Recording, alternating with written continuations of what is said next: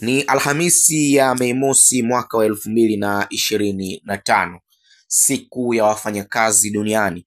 Jambo TV tunaungana na wafanyakazi wote ulimwenguni na wote ambao wanawatakia mema wafanyakazi katika siku yao hii muhimu na adhimu kweli kweli. Wafanyakazi wanaotoka kwenye sekta rasmi na wale wanaotoka kwenye sekta isiyokuwa rasmi wanao umuhimu wa kuhakikisha kwamba wanapongezwa katika siku yao hii muhimu, ambayo pia inafanyika kama sehemu ya tafakuri kuhusiana na majukumu yao ambayo wanayafanya kila siku. Kwa upande wa Tanzania, siku hii kitaifa inafanyika kule mkoani Singida na Rais Dr. Samia Suluhu Hassan ndiye mgeni rasmi.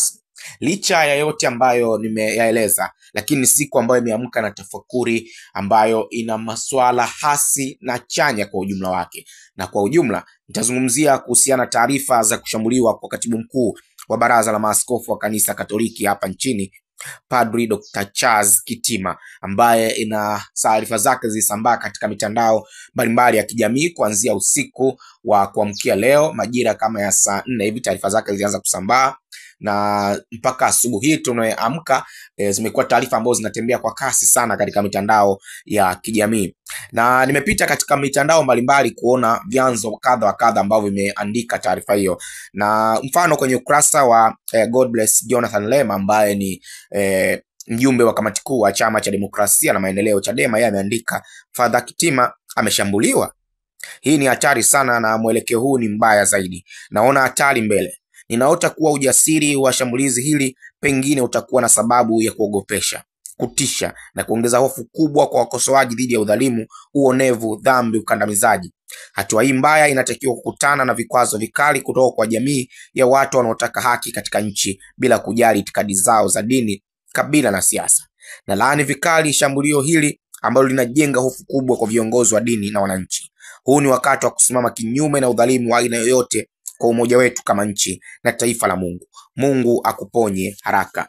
Ni mjumbe wa kamati kuu wa Chama cha Demokrasia na Maendeleo Chadema kwa maana ya God Bless Lema, akieleza kuhusiana na kila ambacho yeye amekihoji, lakini na ameonyesha kuwa na mshangao mkubwa kuhusiana na uwepo wa taarifa hizi. Lakini ni kujuze tu kwamba miongoni mwa watu wa mwanzo kabisa kutoa taarifa hii ama kuchapisha taarifa hii katika mitandao ya kijamii ni mwanaharakati Maria Sarungi.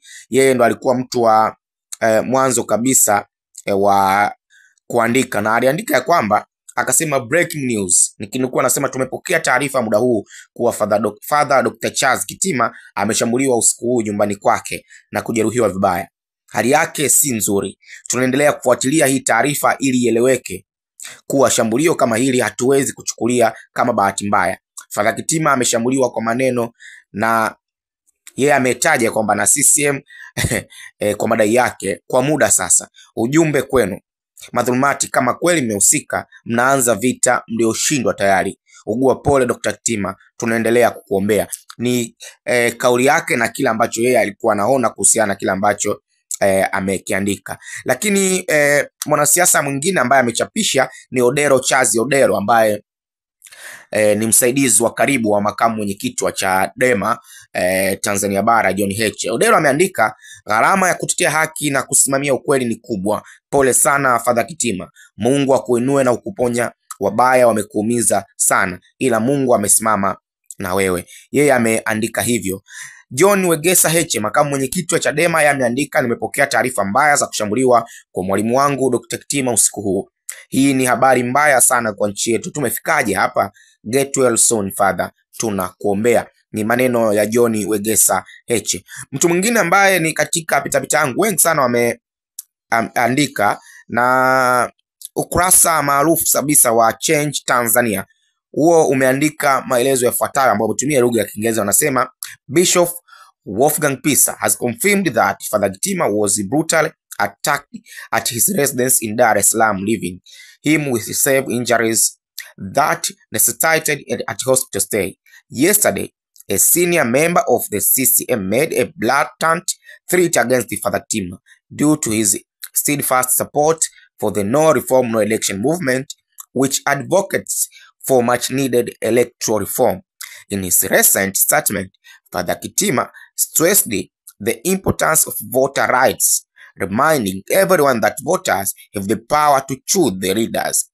He further emphasized that religious leaders must speak out when these rights are threatened.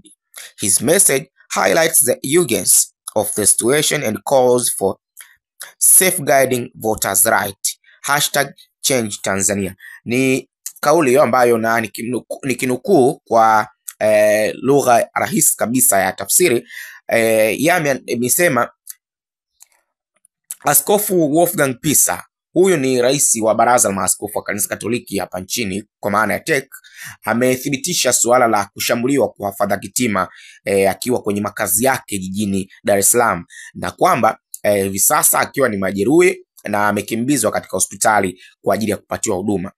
Akaendelea kuandika kwa madai yake, anasema jana moja ya wanachama waandamizi wa CCM walionyesha kauli ya vitisho kwa Padri Kitima kuhusiana na namna ambavyo Padri Kitima alivyokuwa anaeleza ama namna ambavyo movement ya no reform no election inavyopaswa kuungwa mkono.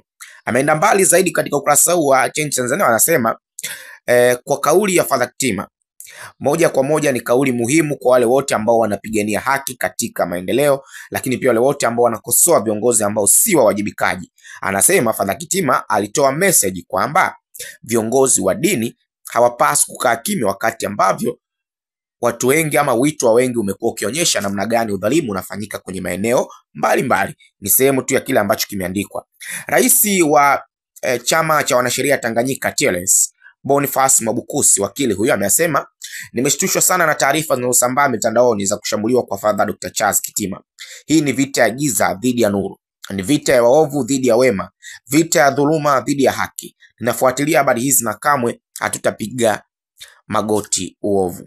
Ni rais huyo wa TLS ameandika hivyo, na ni watu wengi sana katika mitandao mbalimbali ya kijamii wameandika. Sisi Jambo TV baada ya kuona hivyo, tangu usiku tumekuwa tukifuatilia taarifa hii kwa kina, na ukipita katika kurasa zetu za mitandao ya kijamii utakuta tumechapisha maelezo yafuatayo, tukiandika ya kwamba katibu wa baraza la maaskofu wa kanisa Katoliki nchini Tanzania kwa maana ya TEC, Padri Dr. Charles Kitima ameripotiwa na vyanzo mbalimbali vya habari kuwa amevamiwa na kushambuliwa na watu wasiofahamika akiwa kwenye makazi yake zilipo ofisi za baraza hilo Kurasini jijini Dar es Salaam majira ya saa 3:30 usiku wa Aprili 30, 2025.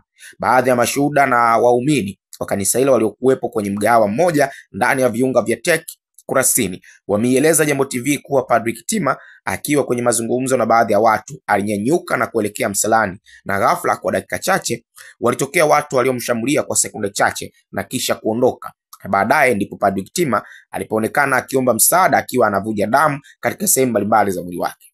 Mara baada ya shambulizi hilo, Padri Kitima amepatiwa matibabu ya awali kwenye kituo kidogo cha afya cha TEC kilichopo eneo hilo, na baadaye kusaidiwa na baadhi ya watu kupandishwa kwenye gari tayari kupelekwa kwenye hospitali ambayo mpaka taarifa hii inaandaliwa bado haikuwa imefahamika ni hospitali gani alipoenda kupatiwa matibabu. Padri Kitima, kando ya utumishi wake na nafasi alionayo ndani ya kanisa, amejipatia umaarufu mkubwa nchini Tanzania na kwa miaka hivi karibuni kwa namna ambavyo amekuwa mkosoaji mkubwa wa mienendo isiyofaa kwenye jamii na akiwa mstari wa mbele katika kuhubiri utawala wa sheria na haki za binadamu pamoja na demokrasia. Bado Jambo TV tunaendelea kufuatilia taarifa hii ili kujua undani wake ukoje.